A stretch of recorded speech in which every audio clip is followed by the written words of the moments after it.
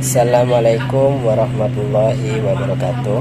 Perkenalkan, nama saya Muhammad Salaman, Prodi Ekonomi Pembangunan dari kelas C dengan NIM 2102311001001 Nah, di sini saya akan sedikit menjelaskan tentang pemikiran ekonomi Islam menurut Muhammad Baqir Asad.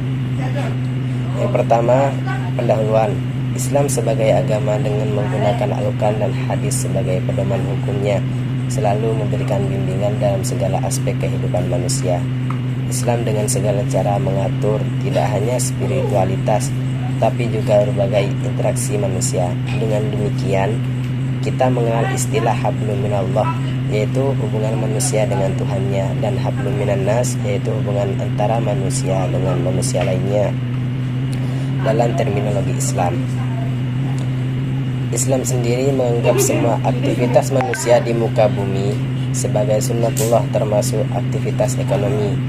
Ia menganggap kegiatan ekonomi sebagai salah satu aspek penting untuk mencapai ketenaran, dan karena itu kegiatan ekonomi seperti kegiatan lainnya memerlukan kontrol dan pengaturan yang ketat untuk memenuhi tujuan hukum Islam. Selanjutnya kita akan membahas tentang sejarah singkat Muhammad Baqir Asad. Muhammad Baqir Asad lahir di Kadamia pada tanggal 25 Dzulqa'dah 1353 Hijriah atau 1 Maret 1935 Masehi. Muhammad Baqir Asad berasal dari keluarga ulama Syiah intelektual Islam terkemuka. Saat tentu saja mengikuti jejak mereka, dia memutuskan untuk belajar studi Islam tradisional di Haus atau sekolah tradisional di Irak, di mana dia belajar tentang fiqh, usul dan teknologi. Karena pemikirannya yang sangat luar biasa, pada usianya yang ke-20 tahun, saat menjadi mutajid mutlak dan kemudian mengambil posisi tertinggi di Marja atau Dewan Penguasa Hukum. Lanjut, kita akan membahas tentang latar belakang pemikiran Muhammad Baqir Asad. Latar belakang dalam pemikiran ekonomi Islam Baqir Asad terdapat beberapa fokus pembahasan, yaitu meliputi definisi ekonomi Islam atau usaha penemuan doktrin ekonomi Islam, karakteristik ekonomi Islam, teori produksi. Selanjutnya yang terakhir, teori distribusi kekayaan dan tanggung jawab pemerintah dalam bidang ekonomi. Yang pertama, definisi ekonomi Islam atau usaha penemuan doktrin ekonomi Islam. Ekonomi Islam adalah sebuah doktrin karena berkaitan dengan semua poin utama tujuan ekonomi yang terkait dengan ideologi keadilan sosial yang teracu dalam keutuhan ukuran teori ekonomi yang ada di suatu kegiatan dan hasil-hasilnya yang dapat dievaluasikan. Seperti halnya sistem ekonomi Islam, ia juga diklarifikasikan sebagai doktrin karena menurut Baqir Asad, Islam mengacu pada segala sesuatu yang diselaraskan pada keyakinan, hukum, pendapat, konsep, dan definisi Islam yang berasal dari sumber hukum. Selanjutnya, karakteristik ekonomi Islam. Dengan definisi ekonomi Islam yang diberikan di atas, dalam beberapa diskusi Asad juga mengartikulasikan karakteristik ekonomi Islam yang terdiri dari konsep multijenis properti. Menurut Baqir Asad, ada beberapa konsep harta dalam ekonomi Islam yang disebut harta multijenis. Bentuknya dirumuskan pada dua golongan, yaitu bentuk-bentuk milik pribadi atau privat dan milik bersama yang terbagi menjadi dua bentuk, yaitu milik umum dan milik negara.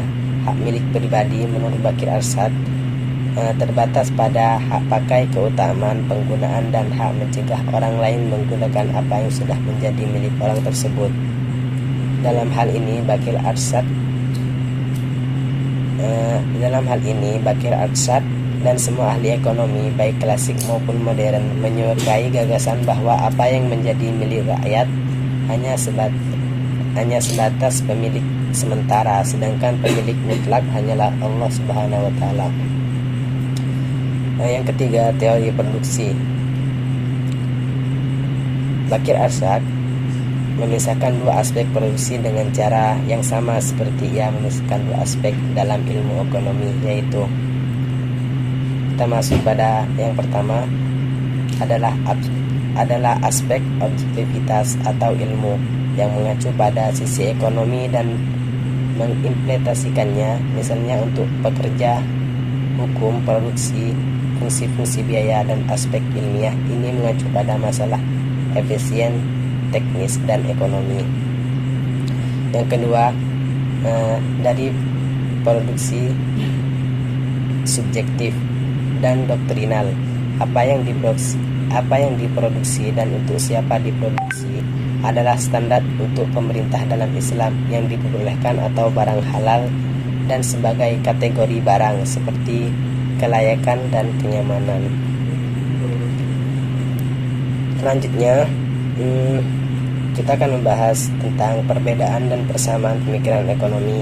Yang pertama, menurut Abu Yusuf cenderung meminta negara mengambil bagian dari produksi pertanian dari petani daripada mengambil sewa dari tanah pertanian.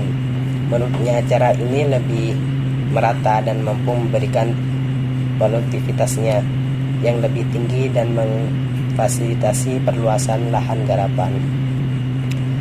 Selanjutnya, pemikiran ekonomi menurut Zaid bin Ali. Zaid bin Ali juga seorang ulama fikih terkenal di Madinah. Zaid bin Ali juga menguasai penjualan awal barang secara kredit dengan harga yang lebih tinggi dari uang tunai. Beberapa perdagangan dan pengetahuan beliau tentang masalah ekonomi yang dikemukakan oleh Abu Zahra, Zaid bin Ali memperbolehkan perjualan barang secara kredit dengan harga yang lebih tinggi dari harga tunai. Zaid tidak mengizinkan harga yang ditangguhkan lebih tinggi dari pembayaran tunai. Selanjutnya, pemikiran ekonomi menurut Abu Hanifah. Abu Hanifah Al-Uman Ibnu Sabit bin Zauti adalah ahli hukum agama Islam yang dilahirkan di Kufah tahun 699 Masehi. Pada masa pemerintahan Abdul Malik bin Marwan, Abu Hanifah lebih dikenal sebagai imam mazhab hukum yang rasionalistis dan juga dikenal sebagai penjahit atau tailor dan pedagang dari Kufah. Ia seorang non-Arab keturunan Persia. Kakeknya Zauti mengenalkan sabit kepada Zaid Ali. Yang pertama yaitu salam. Salam yaitu suatu bentuk transaksi di mana antara pihak penjual dan pembeli sepakat bila barang yang dibeli dikirimkan setelah dibayar secara tunai pada waktu kontrak yang disepakati. Yang kedua, murabahah. Untuk menghilangkan ambigus dan perselisihan dalam suatu masalah transaksi, hal ini merupakan salah satu tujuan syariah dalam jual beli. Maka beliau memberikan contoh murabahah dalam persentase kenaikan harga yang didasarkan atas kesepakatan antara penjual dan pembeli terhadap harga pembelian yang diberikan menggunakan cara diansur. Yang selanjutnya, muzara'ah. Abu Hanifah sangat memperhatikan pada orang-orang yang lemah. Abu Hanifah juga membebaskan perhiasan dari zakat dan akan membebaskan kewajiban membayar zakat bagi pemilik harta yang terlilit utang. Beliau tidak memperbolehkan pembagian hasil panen atau muzara'ah dari penggarap kepada pemilik tanah yang tidak menghasilkan apapun. Hal ini dilakukan untuk melindungi para penggarap yang umumnya orang lemah.